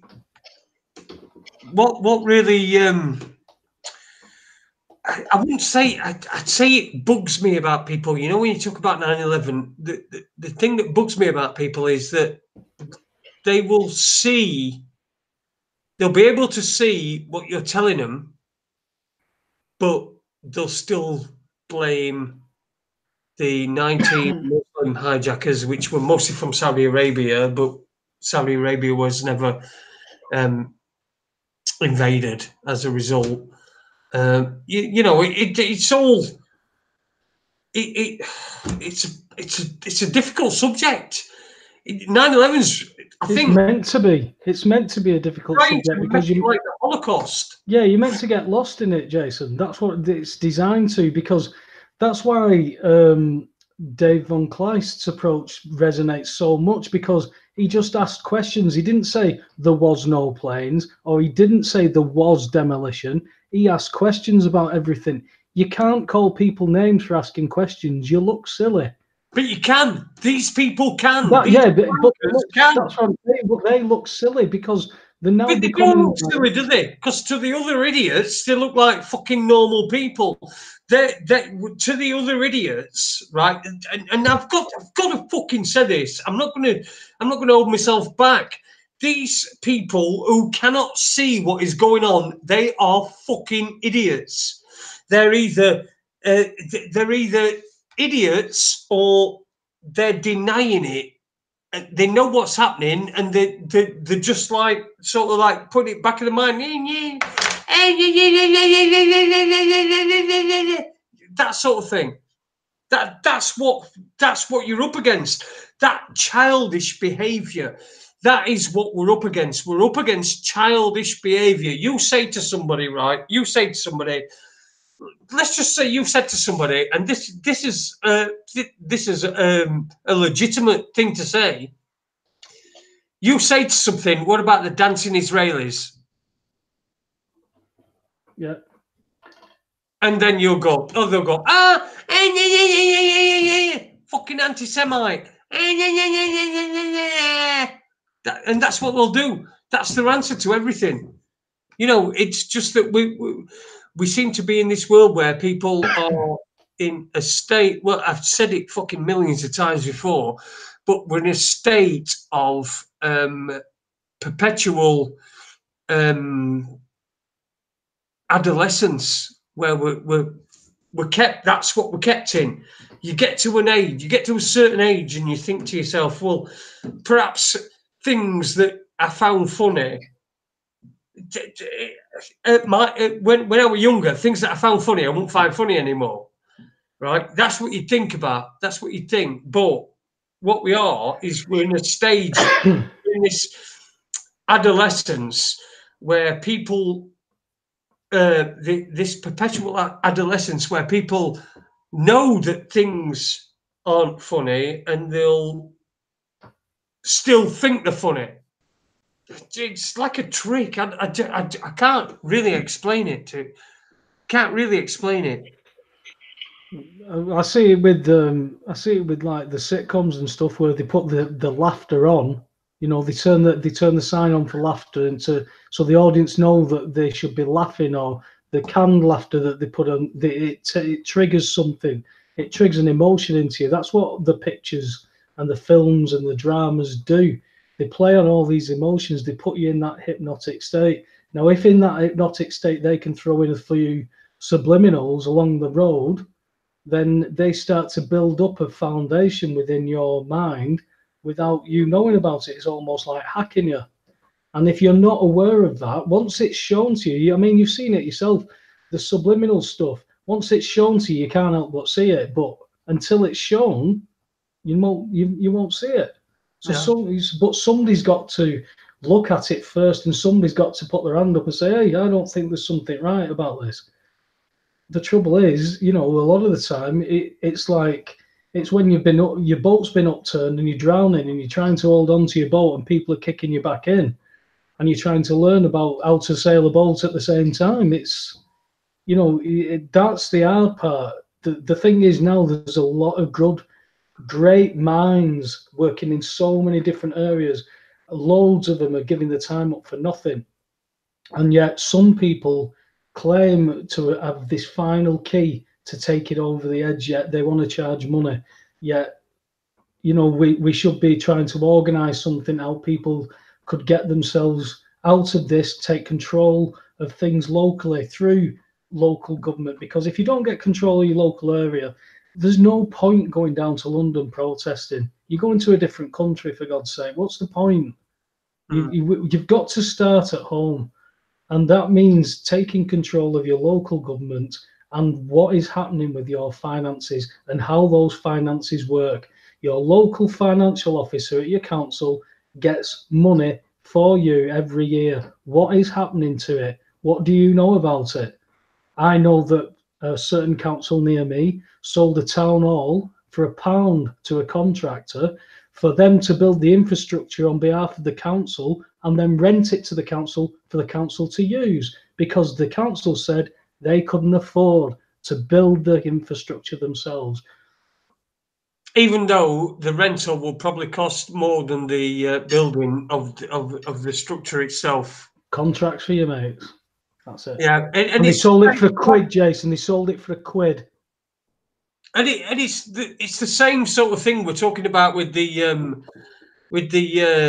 ferry company that was you know, this guy's had like a ferry company before, and it's gone bust and everything, and then he's got a government contract. He's got no fucking boats. And not only that, but his terms and conditions for his insurance policies are copied and pasted from a takeaway. Yeah. Exactly. It's absolute bonkers. You wouldn't let these people run a corner shop, yet they're running the so-called country. So it tells you that there's nobody at the wheel. I mean, over in America now, the government's shut down. Nobody's noticed. Everybody's still doing what they do, except for the TSA, who now not turning up at airports because they're not getting paid, so they're ringing in sick. So there's something that's bubbling here, Jason. The yellow jackets, yellow vests, whatever you want to call them, are in that pot. Out of that pot, bring peace, prosperity to everybody. Who knows? Let's keep that in the hope, like what you were saying. Let's keep that in the hope. But skeptically, we've got to be concerned about. I saw a few faces involved in the Yellow Vest movement on live streams over the weekend, and these people have burst onto the scene quite recently. They got a quite high profile, then disappeared. Now they turned up again. It's a movement that's now gaining some traction. So I'm bound to be skeptical of that. So, but we've just got to play. We're just here to witness what's going on here, Jason. We've just got to do our part, play our part. That's it. And what is our part then?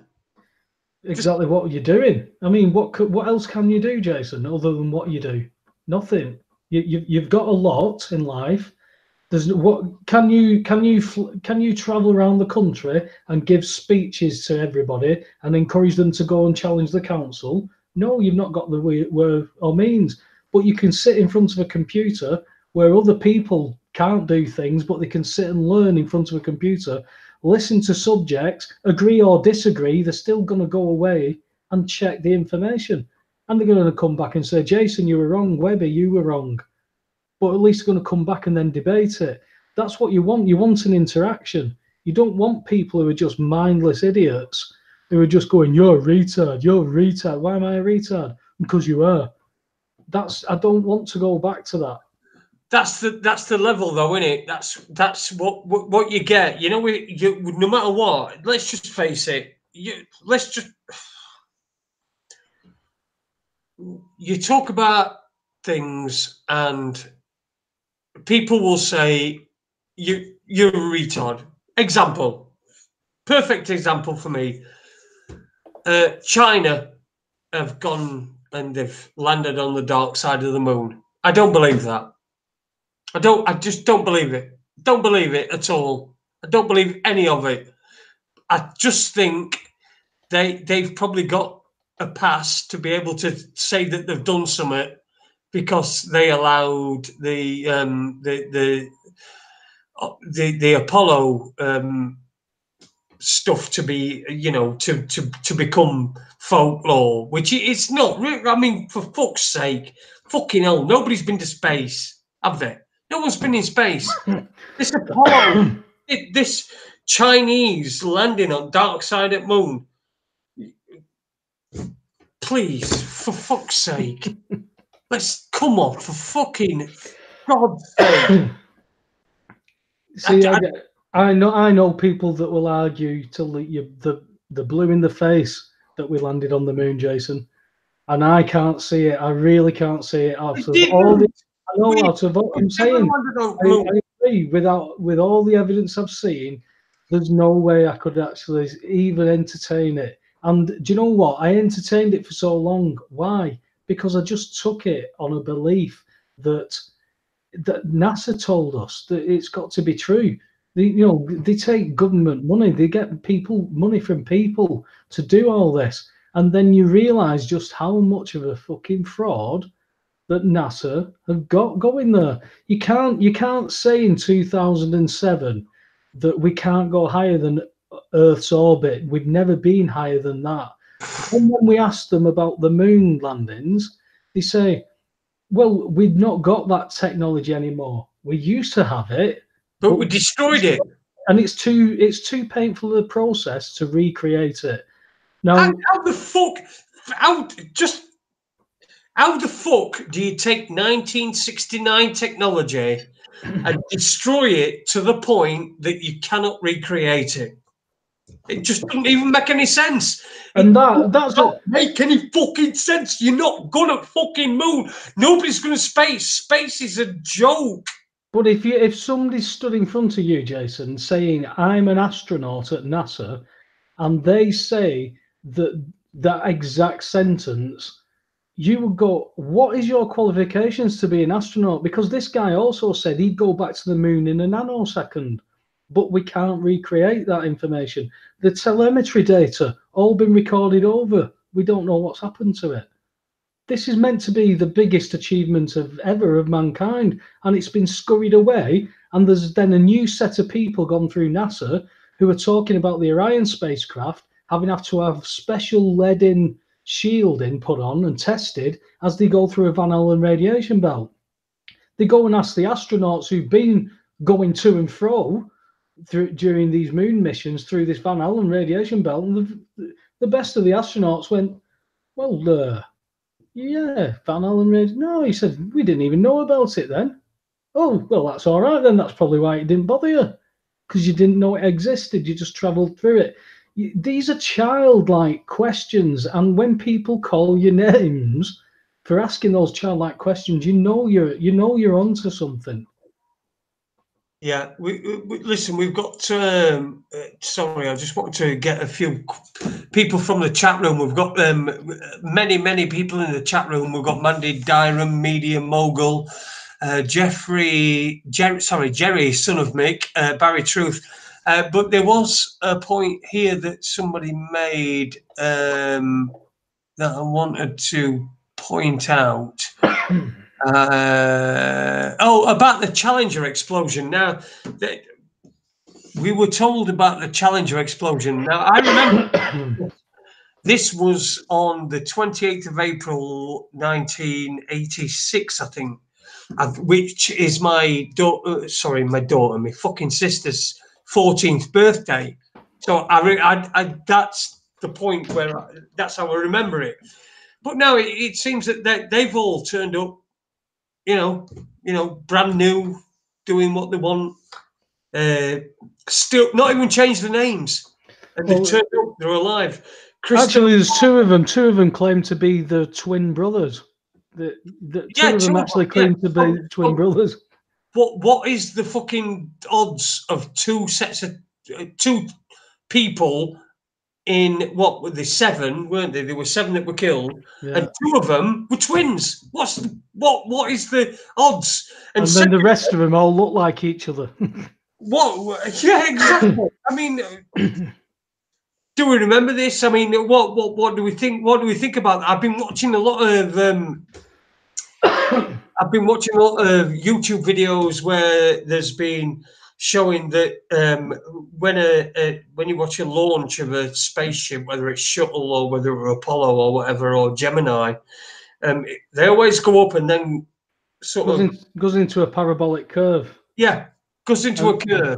And they say it lends credence to the fact that it's an empty rocket that they send out of sight, and then they go and pick up the bits out the ocean later, and then and they then green screening these people. You've got what's the fella's name who was in the space station? Tim, what's his face? Tim Peake. Tim Peake, yeah. What a fucking wanker he is. Fucking Tim Peake, you've got Bush. That's from Sheffield and all the wanker. Well, you've got George Bush being whaled through Kennedy Space Center with Tim Peake on a green screen behind him. And it's gridded, Jason. And he's got a ball hanging in front of him. I've seen it, yeah. Poking it with a straw. And you see the footage later, and he's got a straw and he's making water. Now, if he's there and he's filmed it, there's no need to fake it. So what is the fake bits about? Then you've got these things with the rockets. Because it blew up and destroyed, people were meant to be on that. I mean, they made a big hoo-ha, didn't they, about one of those being a school teacher, the first ever school teacher to go into space. Mr. McAuliffe. Yeah. So they made this big thing, and it seems to be all these big lies that they've made and they've kept perpetuating forever and ever and ever. It's the emperor has no clothes, Jason. It's just completely. And then you get the drama of Apollo 13, which was supposedly like blew all its fucking shit up and had to come back, and then it was an actual fucking miracle when they survived. But what I wanted to ask, this is one of the questions that came into my mind over with this moon thing. Right now, I was thinking about it, and I was thinking about, gravity on Earth. Mm-hmm. We're told that it's due to the Earth spinning. That's the reason we get gravity, right? Right. Right. That's what we're told, isn't it? The Earth's spinning at 1,000 miles an hour. That's why we get gravity. Now, on the moon, the gravity is 1/6 of the Earth. So, how does that happen when the moon doesn't spin? It's always in the same place. It's always got the same face. So how can it have any gravity at all? Never mind 1/6 of the gravity of the Earth. How can it have any gravity at all when it's not spinning? If you believe the gravitational theory, that because we're spinning, that's why we get gravity. Well, for a start, how do you know that the gravity on the moon's a sixth of the Earth? That's what they say. That's what they say. It's not me. This is Well, what that's where I have to draw a line, because before I can ask questions like that, I've got to ask the basic questions: is how have you come to that conclusion? And if that is a mathematical theory, then we needed to go to the moon and be able to demonstrate that theory into an experimental fact. We can't do that because at some point in history, science went off on a tangent on all theory.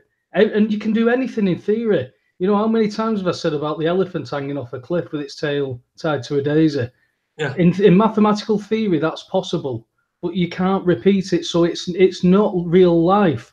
So you can't keep saying that this theory is correct, because that's what the kids are getting taught in schools. And it comes from Big Bang. Something happened to nothing. I have got to stop about, you can't ask people whether the Earth is round or flat when you can't even start off with a good enough reason as to what happened to nothing to create everything, just completely by accident. And you look at things like the eye and the pupil, and you say you're expecting this kind of complexity just went poof, happened just by accident. There's too many simpler questions before we even get to complexities where you're talking about mathematical theories and can we test that? Gravity, as far as I'm aware, gravity has not been tested and been experimented and repeated. However, buoyancy and density within a medium can identify as the properties of gravity, but it wouldn't fit in with the system as what they're talking about, because whereas you're saying gravity is created by us spinning, well, the centrifugal force should be throwing everything off. That's what. Don't make any sense. It's completely alien to normal physics. The physics we're taught is that the Earth's spinning, and that's the reason why we stick to ground. But where you get a tennis ball and you're on a field and it's a dewy morning, you throw the tennis ball and the water just flies off it. Exactly. So you're asking childish questions and you have grown adults calling you names that you're stupid. That is a way you quell somebody, you shut people up. You've got a society that shuts each other up. So nobody, if you can't express ideas, how does society grow? You're relying on a direction that is being given by an agenda, and that agenda, it doesn't include us. So it comes to that line.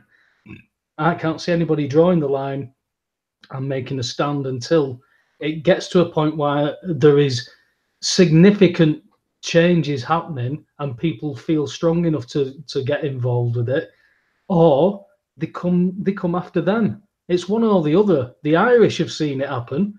They've decided, they've drawn the line, they're going to fight. Yeah, well, the whole NASA thing for me is just a fucking complete waste of time. It's a load of bollocks. It's just money that's just being wasted. I think NASA get about $5 million a day or something fucking stupid like that. They get so much money and then they just produce these cartoons and people just, oh, look at that, it's brilliant, look at it, it's Uranus. It is Uranus. Actually, you're fucking anus. It ain't fucking any planet or any fucking sort of shit. But I think that's probably a discussion for another day. We're at the end of the show anyway, Paul. Good stuff. It's flown by. Say again, sorry. I said, I hope you've enjoyed it, the first one back. Yeah, it's flown by. It has. We've got a good guest on tomorrow night, haven't we?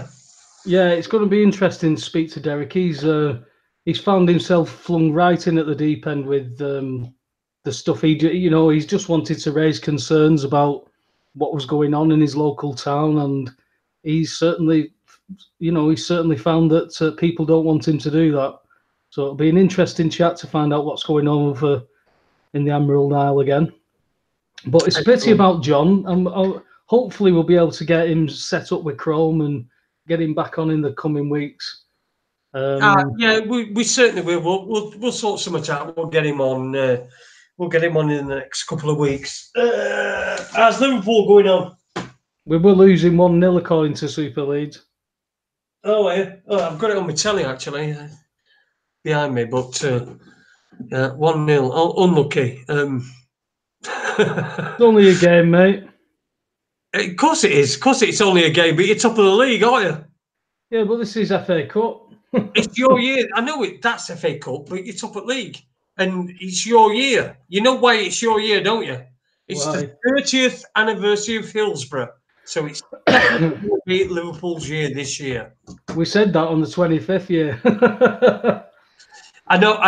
It must be quite difficult because being a Liverpool fan, being used to all that success, and then like scraping and scratching for it again afterwards. But I'm pretty sure I love watching Liverpool. I love Liverpool. I love. And unlike a couple of the Sheffield Wednesday fans that are friends with me, I wasn't a Liverpool supporter at the start, you know, when I were a kid and I were, but yeah,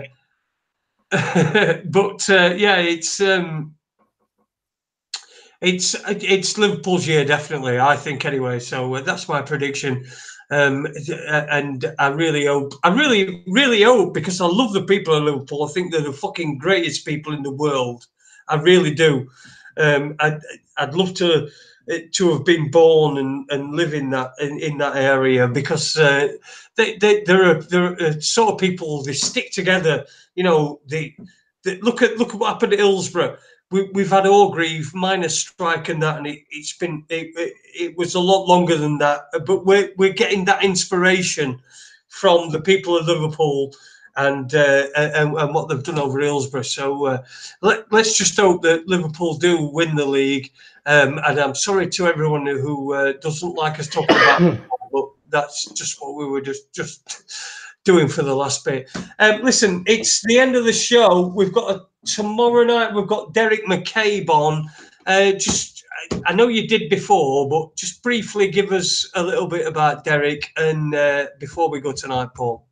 He's just a local fella in Roscommon who's noticed what's been going on with bailiffs and what's been going on through the banks and that, and he's decided to speak up. He's decided to now, excuse me, go and see the council and speak to councillors about it and find out what's going on. And he's decided that because of this, he might want to run as an independent to shed light on this. And he's only been doing it a few months, as he says, but he's come under a lot of flack already, including threats to his life. So it's going to be interesting to hear his story and where he's come from with it, because, you know, as we all know, everybody's got stories in this, and that's what we want to hear. It's about people's experiences. It's not about how clever people are. It's about people's experiences, because an experience can sometimes be a hell of a lot of better victory than having anything on paper. So you need everything. Brilliant. Right. Well, look forward to that tomorrow night. That's Derek McCabe tomorrow night. Big thank you to everyone for listening to us tonight, because if it wasn't for you, we'd just be talking to ourselves. I don't want to bring Andy into it too much, but he's certainly his spirit is still here on Raconteurs News. Thank you to you for listening. Thanks to everyone in the chat room. I know it's been a good chat room. I'm sorry I've not been able to read a lot of the stuff out. It's mostly because me and Paul have just been talking crap. But also, well, soon to John Hull's wife, Johnny Jamshawal. His wife's not very well at the moment, so he's not listening tonight. Oh, God bless.